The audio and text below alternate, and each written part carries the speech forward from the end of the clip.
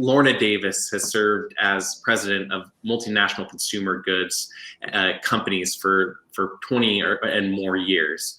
She's been a key leader at Dannon's Purpose Journey and is a global ambassador for the B Corp movement.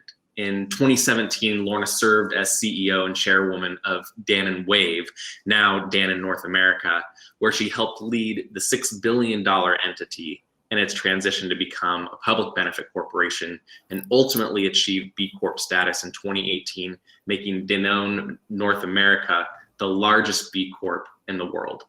It's amazing. And Lorna is passionate about purpose in business, about rhino conservation, and her dog Stir Fry. So please give a warm welcome as we continue to expand our circle of compassion to Lorna Davis. Lorna. Thanks a lot, Graham. Hope you can hear me. Can you? Yes, we can hear you.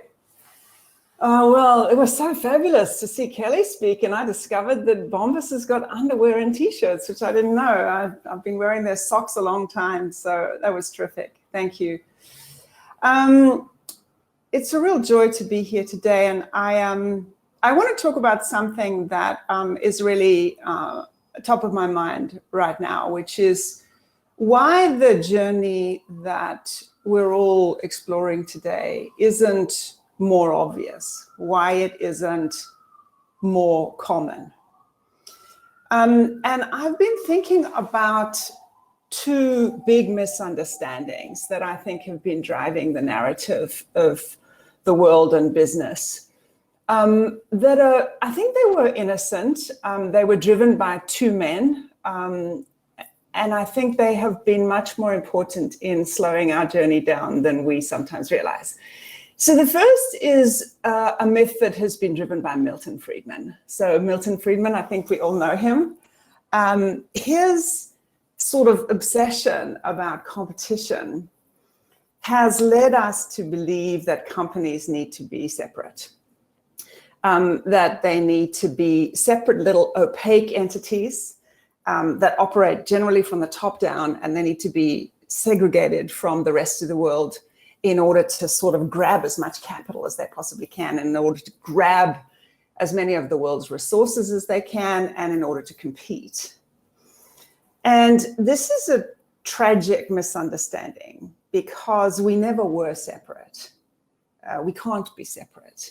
And it's in the connection with other enterprises, with other organizations and stakeholders like the government, like the people who live on the planet, like the animals and the other resources of the planet, that actually we breathe and we grow and we learn. And so understanding that you are inexorably connected to everything around you, even though you have perhaps a little financial statement that gives you the illusion that you are separate and that you have a little box around you, is a fundamental part of the transformation journey. Because once you see your connection, everything becomes possible to you. And Chad and Kelly talked about the community of B Corps and how important it is for B Corps to help each other and work together.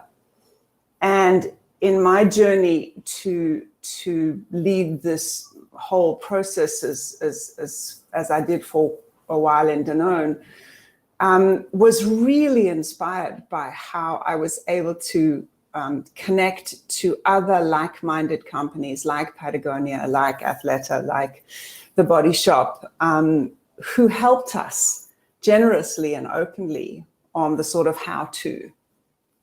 And so the first, I think, myth to unpick is how much are you genuinely under the illusion that your company, your enterprise, the organization in which you operate is separate? And how can you radically collaborate outside of this entity? Who are the most unexpected people that you can call into your endeavor to further the mission that you happen to be on? because the challenges that we're facing right now cannot be done alone, even though sometimes we would love to do things by ourselves.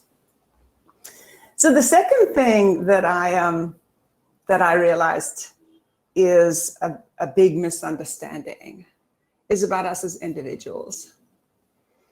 And the perpetuator of this myth was Freud. Because Freud somehow managed to persuade a couple of generations of people that we're broken, that there's something wrong with us. And he continued to imagine that the way that we sort of sort this out is by going into some deep, dark hole of exploration and dig out all of this ugly stuff.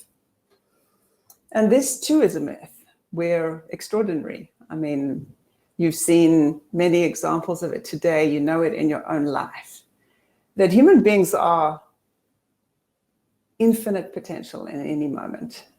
They can do anything. And one of my favorite objects in the world is this one over here, which is a snow globe. Happens to be a very elegant snow globe with a Buddha, but you can get one that's got a snowman too. It makes the same point, that when human beings overthink and get up in their heads and confused, they can't see clearly. And so sometimes they don't behave at their best. But when we settle and the thinking settles, all sorts of things occur to us about how to do what needs to be done in the world.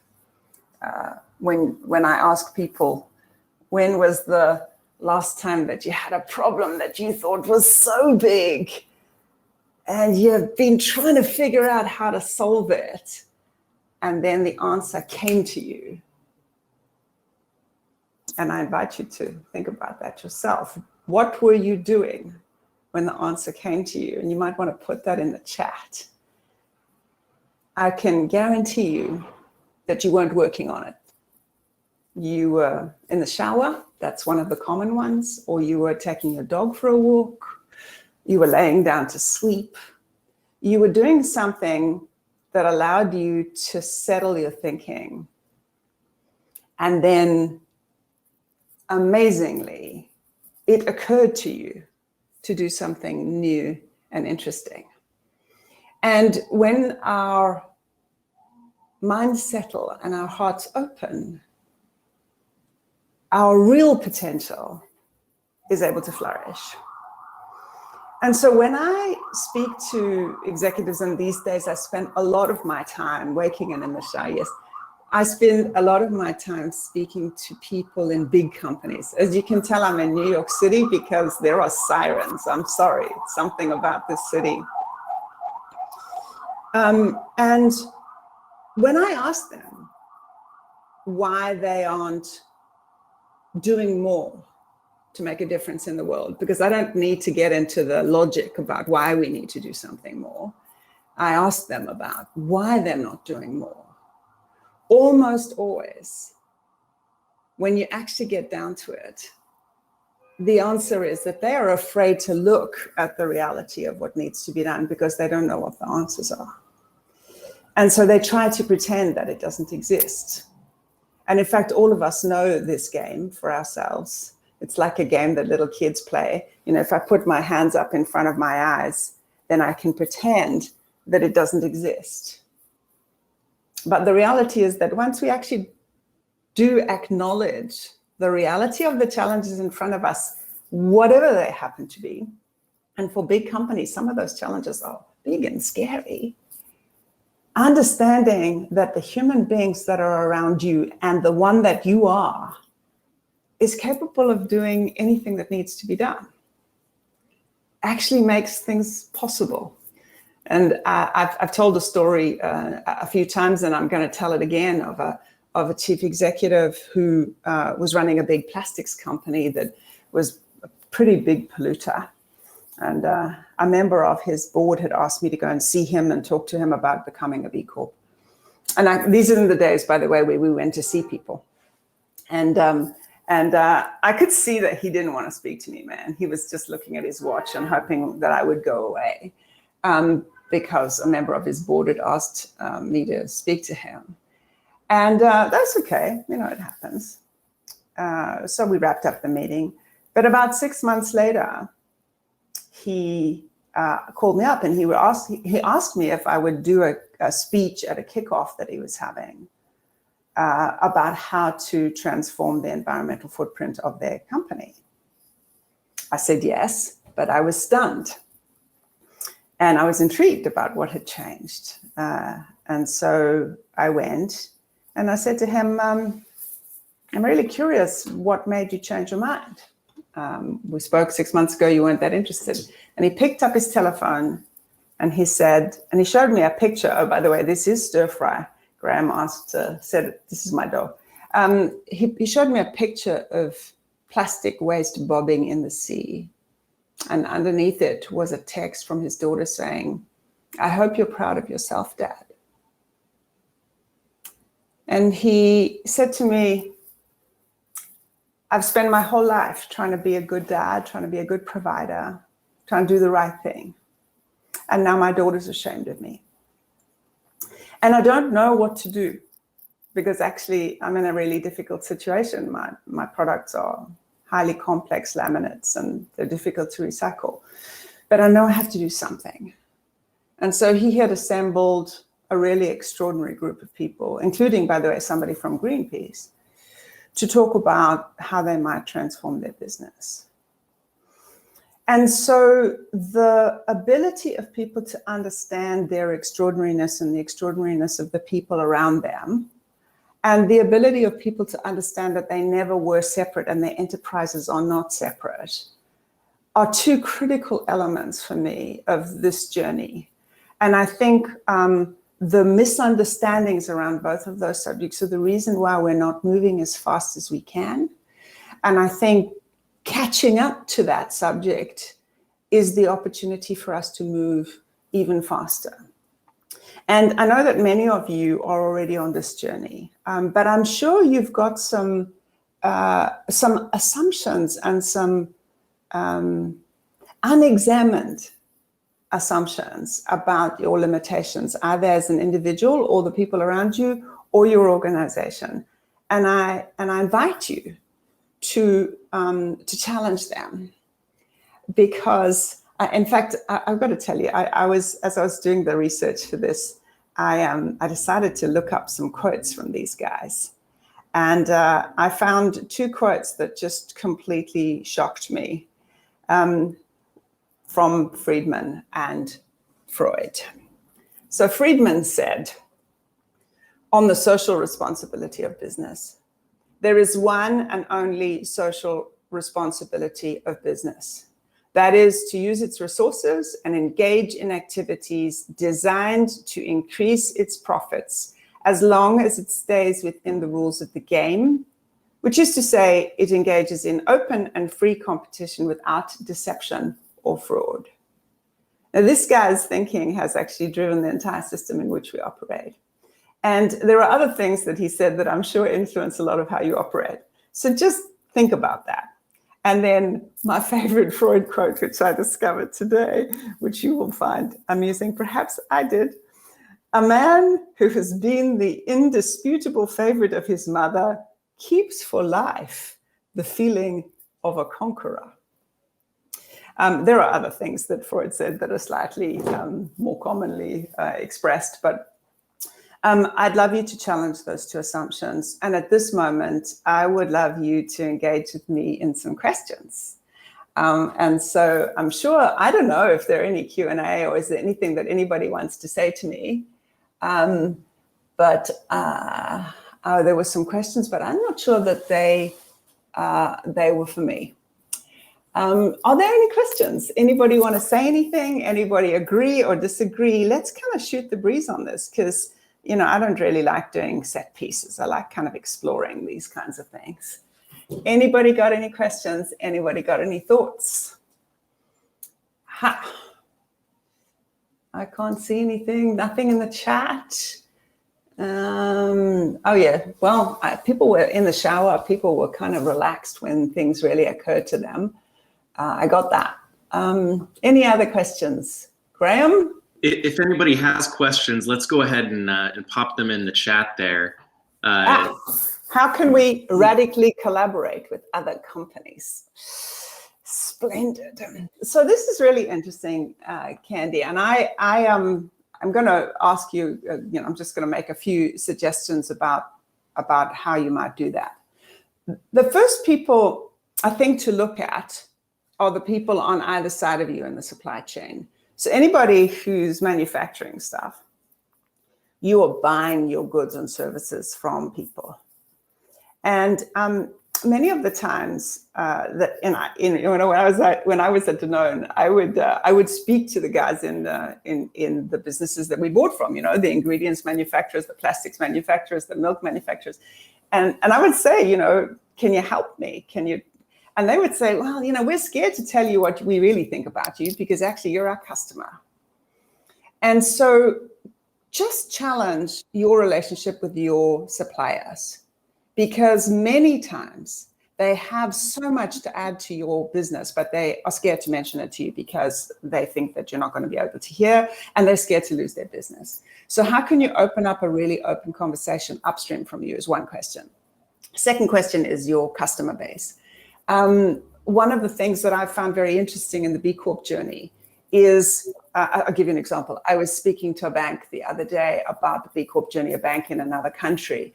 And it was a young woman who was running the whole process of turning this organization into a more purpose-driven business. And in the conversation, it became clear, it was a private bank, that they had some really high-profile customers who were potentially at risk of taking their business from the bank if they didn't actually get more explicit about their purpose journey. And so collaborating with those customers and using those customers' requirements, desires, intentions as a way of influencing what was happening in the organization itself was a huge opportunity. So I'd start with the people close to you. I would also I'd have a really good look at investors, where you get your money from, and see how you can collaborate. And then after that, there'll be obvious people who you can speak to, but I always think it's useful to think about the most unexpected person. Ask the most junior person in your organization, who's the most unexpected person to collaborate with. And then just call them up, right? Easy. Okay, so what else have we got here? So Lorna, I've got a question for you too. Because in your conversation, you're talking about sort of two different angles. One being leadership decisions. Hearing from the plastic CEO who has sort of this come to Jesus moment, this awakening. But we're also talking about fundamental systems within society. And so, as we're looking to make our own impact and begin to help do what we can as individuals in the world, where do we focus our vision between the systemic issues that we're seeing in society and the structures that we've created versus the leadership that we're seeing making the decisions? Is there one that we should be focusing on over the other, or how do we begin to move down that path? I think it's a great question, Graham, and I think the question, and it's actually connected back to Rita's presentation of before. The question is who are you and where do you belong in this game? So if you're a big company, and given that I seem to be quoting today, Martin Luther King said something like, power without love is abusive and destructive, and love without power is anemic and sentimental. So if you've got an enormous amount of power, and I speak to a lot of people in big companies, you have a responsibility to make huge systems change.